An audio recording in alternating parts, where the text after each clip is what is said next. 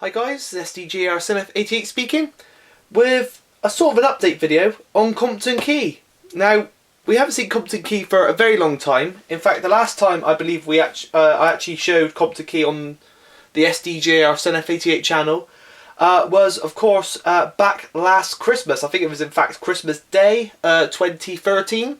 And basically I used Compton Key to as the test running bed for the Hornby Sentinel review, and since then we haven't seen much of it at all, except for maybe in clips of my last year's channel trailer, and of course this year's channel trailer, which features the very same clip. But apart from that, we haven't seen much from it. Well, I haven't been able to feature it in much. I haven't got it out as such. But that is soon all about to change, as Compton Key is going to head out to another exhibition, and I'll explain a bit more about the exhibition, but I'll do that now. Basically, the exhibition that she'll be heading to is, if I've got this in focus, the Gartell Light Railway Model Railway exhibition, and it's a special one this year, as it's the 10th anniversary of this exhibition being held. So this is its 10th year running, so I'm very privileged. Well, I feel very privileged to that Compton Key has been invited to such an event. But anyway, as you can see, there are more than 10 layouts this year. Historical displays, trade stands, refreshments, and of course train services on the Gartell Light Railway. Now, for those of you who don't know what the Gartell Light Railway is, it's a narrow gauge railway that is built on part of the original track bed of the S&D by Temple Combe. Now, Temple Combe was quite a famous station on the S&D. It's where the main S&D line, the main line section, joined the southern region, but there was also another section which carried on from Temple Combe under the S&D through Temple Combe, through to Shillingstone, and then on to Bournemouth, where it joined obviously onto the southern regions down there as well, and of course where all the famous Pines Express trains would have terminated at Bournemouth Central, I believe. I'm not sure, Bournemouth Central. I probably got it wrong. If I'm wrong, there's a little caption on the bottom of the video anyway. I should really brush up on my S&D history, being, you know, obviously my channel named after the S&D and everything. But anyway, it's a lovely little line. The volunteers there have done a grand job in creating this railway, and of course in organising this annual model railway exhibition. So anyway, why an update on Compton Key? Well, Compton Key has been sitting under the sideboards of the main layout for about a year now. Well, as mentioned earlier, a year. Unlike Compton, it's seen more action than Compton Martin, funny enough. Compton Martin, I'm not sure if you can see it in the shot. You can see there's a black, if I've got there's my hand in shot. There's a black tarp there, or black sheet. It's underneath there, half of it is anyway, and that has not seen action since the Compton Martin Model Railway exhibition, so even longer. But so I thought Compton Key should have it out in, purely because it's easier to handle, easier to move, it will fit in my car. That was the main problem, because there were suggestions that Compton Martin should go, but it wouldn't fit in the car. So Compton Key has been chosen, but there are a few things that need mending, repairing and updating on it before it can make its appearance in a month's time. That's one crucial thing I forgot to mention. The exhibition is February the 7th and 8th, so just over a month away from now, or about a month away, depending on when I get around to uploading this video. So I've got to get cracking with it. There isn't really much that needs updating or changing. There's a few little things that the figures need. Some of the figures have come loose, so they may need gluing down again. If you're wondering where all the buildings are to, they're still in the storage box, nice and safe, along with the vehicles and other bits of scenery that are added, like the pump house here, the crates, the flour bags and everything like that. But the main things that will need sorting is this bit here. I'm not sure if you can see it, but it seemed to have warped a bit. It's not too bad. I don't want to bend it just in case it ends up breaking the wood, but that has appeared to have warped in the time that it's been in its storage under the sideboards. The buffers and all that seem fine. It really mainly needs a dust over, but the worst thing that I would definitely need correcting is here. Now, I don't think I've ever mentioned this in a video. I'm gonna have to move the tripod a minute, but if I zoom in over here, or above the Compton Key sign, you can see, if it focuses, there we go, there's some masking tape. Now, underneath there is a massive split in the board. This sort of the cover for the fiddle yard. Basically, what happened was this was actually sustained the day before the Compton Martin Model Railway exhibition.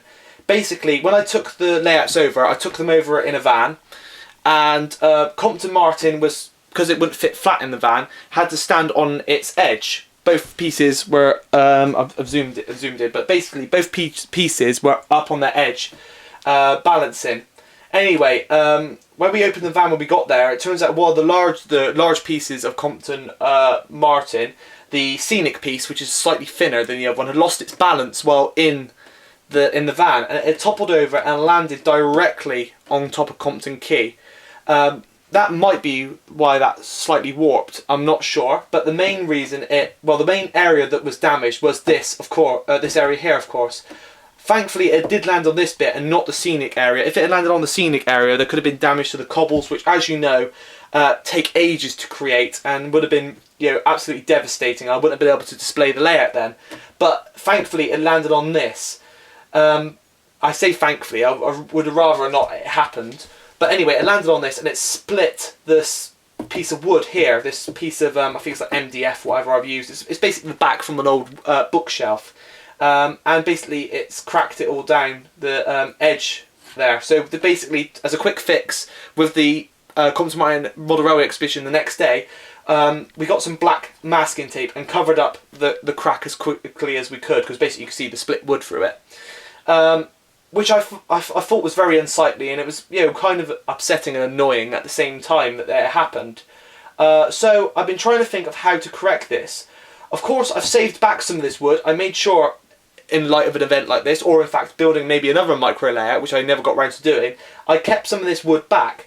But it would mean painting another piece in this beautiful satin black, and then taking this piece off, cutting it about and sticking it on. And of course that's very, very time consuming.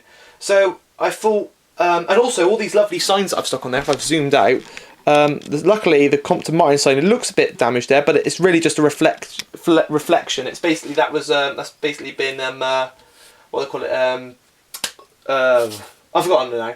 Anyway, it's basically been covered, I'm totally off the top of my head now, but anyway, it's the reflecting light where it's sort of like got a little curve in it where the board obviously chipped it when it went down as well. But apart from that, the signs are pretty much intact apart from that little nick there. So those are going to stay, of course, and of course my SDJR7F88 sign, and of course the little sign, thanks to UK Greenie or Richard for creating these little stickers that were given to every layout that attended the Compton Martin Model Railway exhibition. So those are going to stay. So I thought, well, how could I improve that? Well, if I zoom out again and change the camera angle, not sure if it's going to focus on it. Let's go. But anyway, you can see down here there is these I forget what they're called now. I had trouble in finding a name for these when I was when I actually created these, in fact, out of clay and painted them up and stuck them on the layout. I kept on forgetting every single time, and I had people commenting at me saying it was that and it was that, and I still ended up forgetting. But anyway, it's where the ships get tied up to the quay side, and basically, as you can see, they are black and white. So I thought, considering that the layout is black, pretty much like the pillars, I thought maybe if I could get some special white matte masking tape, you get it with like a shiny edge. You use it for like tying electrical cables together, and I thought maybe if I get a strip of that and run it around the whole top there, it would cover up the crack, hold it together, of course, without me having to replace the whole board. But at the same time, it would give the dockside effect, which is what Compton Key is all about. It is a dockside layout, a quayside layout. So that's probably the plan for what the main area of attack, what's going to happen. So I'm not sure what the damage is like underneath, because I totally forgot what the damage is like. I know there's a big split there, definitely, I could feel it there, that we need covering up. But hopefully that matte white masking tape, whenever I get it, will cover up the crack and also enhance the quayside look of the layout, which is, touch wood, it will work. Apart from that, that's mainly it really. It's just a matter of the figures, checking the buildings are all okay, giving it a good dust off, giving the tracks a good clean, checking the controller, and of course choosing the rolling stock to use. I'm not planning on taking too much rolling stock, as it's obviously a small layer. Flash is for sure. I do love using Flash little engine, although she does have trouble with points. She's always had that trouble straight from the box, which is really annoying. I would love to get a new chassis for it, but the chassis like that is so hard to come by. And as you know, with Chew Valley, which was used on Compton Martin, of course, blew up twice. I had two models, and they both blew up, which I don't know why that was. Whether or not the frequency is different for European models than British models, which I highly doubt, but it just seems a bit odd that the same type of loco is affected twice, while Flash soldiers on, although struggles on points. That is a pico pair of points, by the way, so really she should get over it. But anyway, but she'll be on the cards to go. The BR04 shunter, that looks quite smart on there. The pannier tank and my weathered prairie, I think those would be probably the locos I'll be taking. I have been thinking about the Sentinel shunter, but I'm not too sure. One, I don't want to, like I said, overcrowd the boxes, and really I want to make it sort of like a period 1950s, 60s quayside, and Flash is a pretty cool industrial tank really that would sort of suit that period.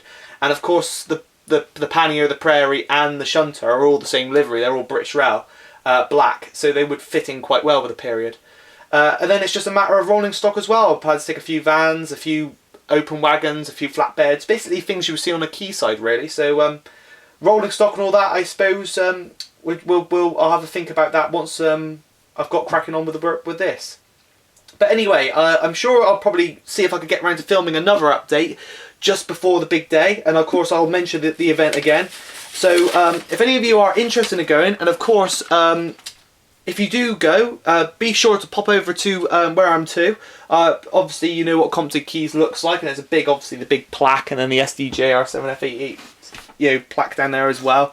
But there we are, more information again. The Gartell Light Railway, Temple Combe 10th Anniversary Model Railway Exhibition, the 7th and the 8th of February 2015, Saturday 10 AM to 5 AM, 5 PM, and Sunday 10 AM to 4 PM. And entry is £4 for adults, concessions is £3, and I presume the concessions is for children. Train tickets on the Gartell Light Railway are not included, but they are a very reasonable price, and it is such a good little line. There's quite a few very steep climbs on it. It's on the line as it has to go from ground level up onto the embankment which the line ran. So there's a bit of a steep gradient there, which the engines do have to work hard on. So it is quite a sight. I will see if I could try to get a bit of footage on the day. But I'm not 100% sure, as obviously I will have my hands full operating Compton Key. But anyway, for more information, you can call the phone number at the bottom there. And also, I'm sure the Gartell have a website, and I'm sure there are other places like RM Web where you could check up other information on the event. There's also a Facebook page, so I presume it's, I'll put it in a link at the bottom again. I presume it's a Gartell Model Railway Exhibition, and I'm sure if you click on there, they'll have all the latest information as well. But anyway, that's all of me blabbering as usual. I was hoping this to be a short video, but it's probably 14 minutes like all my updates. I don't know what it is about 14 minutes an update and my updates. But anyway, I hope this has cleared up what is going to be happening, and what I hope to happen as well. And of course, I hope the event goes well, and maybe I might see some of you there. So anyway, that's all for now, and this has been SDJR7F88 speaking, and thanks for watching.